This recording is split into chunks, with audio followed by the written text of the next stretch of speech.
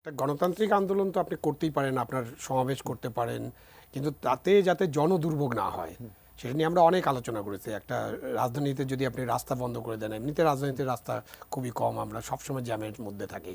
তো একজন রুগী বা যারা কাজে যাচ্ছেন তারা যদি যে 4-5 আলোচনা করেছি আমরা। তাই না, তো এটা আপনি করতে পারেন, আন্দোলনের বিভিন্ন পদক্ষেপে নিতে পারেন। তো যিনি প্রশ্ন করেছিলেন যে ওই সময় 36 দিন যে অনেক আন্দোলন হয়েছে, অনেক রাস্তাঘাট বন্ধ করা হয়েছে, পুলিশে কিছু অ্যাকশন করেছে, সরকারে যারা থাকেন তারা এইটা ওই আন্দোলনের সময় আলাপ আলোচনা করার সুযোগ ছিল। তখনও আমরা বলেছি যে আলাপ আলোচনা করতে হবে, যে কোটা নিয়ে আলোচনা করেন তাদের সাথে, আপনি যদি তাদের অন্য দাবি থাকে সেটা নিয়ে আলোচনা করেন, তত্ত্বাবধায়ক সরকারের দাবি আছে সেটা নিয়ে আলোচনা করেন। আলোচনা তো হতে হবে এবং আলোচনার মধ্যে দিয়েই নিষ্পত্তি হবে যে কোনো গণতান্ত্রিক আন্দোলন। সুতরাং গণতন্ত্রে আপনি আন্দোলন থাকবে, তারা সমাবেশ করবেন, তাদের মতামত ব্যক্ত করবেন, তাদের দাবি দেওয়া তুলে ধরবেন, কোনো অসুবিধা নেই, এটা চলবে। বাট আপনাকে খেয়াল রাখতে হবে যারাই এই আন্দোলনে থাকবেন, সেই মানে ছাত্র বা কৃষক, শ্রমিক অথবা একটা পেশাদার গোষ্ঠী, তাদেরকে চিন্তা করতে হবে ওনাদের আন্দোলন আর একটা বড় রাজনৈতিক আন্দোলন কিন্তু একই মাপের হয় না। এইভাবে চিন্তা করে জিনিসগুলো। আচ্ছা, আমি একটা অন্য প্রশ্ন আপনার কাছে করবো, সেটা হচ্ছে আপনি নিশ্চয়ই সংবাদে দেখেছেন যে আগামীকাল জনপ্রশাসন সংস্কার কমিশন তাদের রিপোর্ট প্রধান উপদেষ্টার কাছে জমা দিবে। এই জনপ্রশাসন সংস্কার কমিশনের নিয়ে কিন্তু বেশ বিতর্ক হচ্ছে এবং প্রশাসনে এটি নিয়ে কিন্তু ব্যাপক একটা ক্ষোভের সৃষ্টি হয়েছিল, আন্দোলনমুখ অবস্থার সৃষ্টি হয়েছিল। এই যখন কমিশনে এই প্রস্তাব জমা দিবে, যখন প্রস্তাবগুলো আসবে, আপনার কাছে কি আশঙ্কা হচ্ছে যে এরকম পরিস্থিতি আবার হতে পারে, জনপ্রশাসন ক্ষোভ? না, আমি আশঙ্কা করি না এবং আমি কোনো আন্দোলনের প্রয়োজনও দেখি না। প্রথম কথা হচ্ছে যে সংস্কার কমিশন তো একটা প্রস্তাব দেবে, সুপারিশ করবে, সব সুপারিশ সরকার গ্রহণ করবে এইরকম তো ধরে নেওয়া যাবে না। তাদের প্রস্তাব তো চূড়ান্ত না। সুতরাং এটা নিয়ে যে ঐক্যমত্য কমিশন যে আলোচনায় বসবেন, সেখানে আলাপ আলোচনা করে তাদের এই বিষয়গুলো ঠিক করতে হবে। এবং নিশ্চয়ই যেসব বিষয় নিয়ে সমালোচনা হয়েছে, যেসব নিয়ে বিতর্ক সৃষ্টি হয়েছে, জনপ্রশাসন কমিশন ওনার যে লিডারশিপ আছে মহিত চৌধুরী সাহেবের, উনি নিশ্চয়ই এগুলো দেখেছেন, আলাপ আলোচনা করেছেন। সুতরাং এগুলোর ব্যাপারে তিনি কি প্রস্তাব দেন, পুরো প্রস্তাবটা দেখার পর আমার মনে হয় যে আমরা আলোচনা করতে পারবো। এবং এই প্রস্তাবগুলো আমার মনে হয় এই প্রস্তাবগুলো সব উন্মুক্ত করে দেওয়া দরকার। আপনি ঐকমত্য কমিশনের সাথে আলাপ করেন, খুব ভালো কথা, আপনি এটা জাতির জন্য উন্মুক্ত করবেন না কেন? আমরা তো এর আগেও কমিশনের রিপোর্টগুলো সব দেখি, সব জমা হয়, এরপরে এটা ঠান্ডা ঘরে চলে যায়, মানে ফ্রিজে চলে যায় এবং এটা কখনো বের হয় না। অনলাইনে দিয়ে দেবে বলছেন? অনলাইনে দিবে কেন? এটা পত্রিকায় দিক, অনলাইনে দেখ এবং একেবারে বই আকারে ছাপায় দেখ। কেন অনলাইনে, এই যে আমরা এখন অনলাইনের কথা বলি, এইখানে একটা কথা বলা দরকার, বাংলাদেশের কত লোক অনলাইনে এইসব লেখাপড়া করে বলেন? আমরা শুধু কি একটা বিশেষ শ্রেণীর জন্য এগুলো দিব? বাংলাদেশের অনেক মানুষ আছে যাদের কাছে এই জিনিসগুলো যাওয়া দরকার। তো অনলাইনে দিলে অনলাইনে কতজন হিট করবে, কিভাবে হিট হবে, কতজন অনলাইনে মতামত দিবে এবং অনলাইনের মতামত তারা ঠিকমতো ওগুলো দেখছেন কি না, এটার ব্যাপারে তো সন্দেহ আছে। অনলাইনে দিবেন আপনি বললেন, তারপরে 15 দিন পরে বলবেন যে অনলাইন তো টাইম শেষ হয়ে গেছে, আমরা এটা করলাম।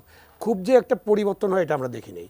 তার উদাহরণ হলো আপনার ডিজিটাল সিকিউরিটি অ্যাক্ট, তার উদাহরণ হলো যে কালা কানুন। আপনি এগুলো তো অনলাইনে দেন, তারপর যত মতামত আসে, একটা মতামত আপনারা গ্রহণ করেন না।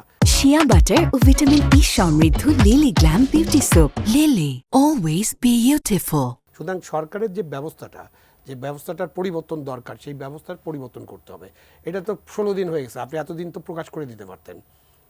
এই যে 6টা কমিশন যে রিপোর্ট দিল 16ই জানুয়ারি, তো এখন আপনি আজকে যখন কথা বলছি আমরা, বা ঐকমত্য কমিশন যখন বসবে, তখন অলরেডি আপনি 15 থেকে 17 দিন পার হয়ে গেল। তো এই 17 দিন আমি নষ্ট করলাম কেন আমরা?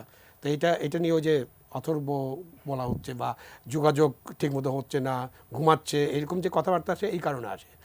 আর একই সাথে সবগুলো আলোচনা করতে হবে কেন? আপনার যে 6টা কমিশন দিয়েছিল, 6টা কমিশন আপনি আলোচনা সেরে ফেলতে পারতেন এর মধ্যে।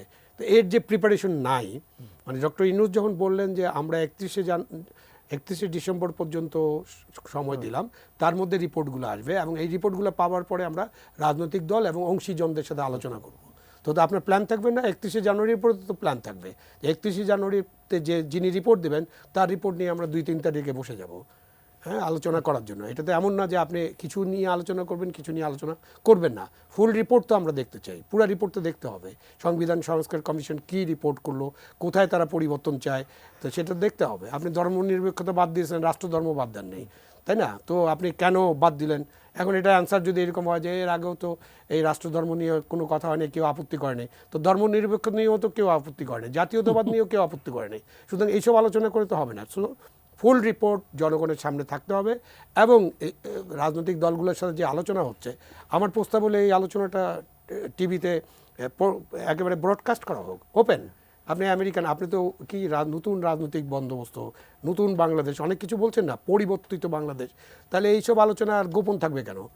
ডক্টর ইউনূস এবং তার যে সঙ্গীরা যারা বসবেন, অন্যদিকে যারা বসবেন, টিভিতে এটা ব্রডকাস্ট করেন আপনারা টিভিতে লাইভ ব্রডকাস্ট হবে, আমরা শুনবো যে উনি কী বলছেন, রিয়াজ সাহেব কী বলছেন, বা আরেকজন মুহিত সাহেব কী বলছেন, ডক্টর ইউনূস কী বলছেন, রাজনৈতিক দলেরা কী বলছে, আমরা শুনে জনগণ তাদের মতামত। আপনারা বারবার বলে না জনগণ কি মনে করে, বারবার কিন্তু এটা বলে জনগণ কি এখন ইলেকশন চায়? আরে ভাই, জনগণ ইলেকশন চায় না ইলেকশন চায় না এটা আমি কিভাবে বুঝবো?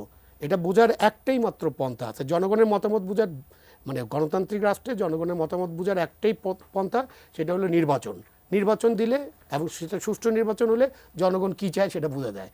আরেকটা পন্থা, যখন নির্বাচন নাই, নির্বাচন তো আর প্রত্যেক দিন করা যাবে না, গণভোট প্রতিদিন করা যাবে না, এবং গণভোট করার আমাদের এখন সংবিধানে কোনো সুযোগও নেই, এবং গণভোট কেমন হয় এটা আমরা কিন্তু জানি, আমি ওই আলোচনা যাচ্ছি না, কারণ দুই একটা গণভোট দেখার আমার সৌভাগ্য হয়েছে। সুতরাং গণভোট কী হয়, কীভাবে গণভোটে লোকজনকে আনা হয়, কেমনভাবে বাক্স ভরা হয়, এটা আমরা জানি, যখনই হয়েছে তাই করা হয়েছে। সুতরাং গণভোটও কোনো সমাধান না। জনগণের মতামত প্রতিফলিত হয় রাজনৈতিক দলগুলোর মধ্য দিয়ে, বিকজ রাজনৈতিক দলগুলো জনগণের কাতারে থাকে। জনগণের মতামত প্রতিফলিত হয় মিডিয়ার মাধ্যমে, কারণ মিডিয়া আপনারা জনগণের কাছে জানতে চান। জনগণের মতামত প্রতিফলিত হয় বিভিন্ন, এই যে মিডিয়াতে অনুষ্ঠান হয়, বিভিন্ন সংবাদ সম্মেলন, বিভিন্ন আন্দোলন। যেমন আমরা বুঝতে পারছি না যে তিতুমির কলেজ একটা বিশ্ববিদ্যালয় চায়, কেন বুঝলাম? তিতুমির কলেজের ছাত্ররা আন্দোলন করছে। এইভাবে জনগণের মতামত প্রতিফলিত হয় স্থানীয় সরকারের যে সব প্রতিষ্ঠান আছে তাদের মাধ্যমে।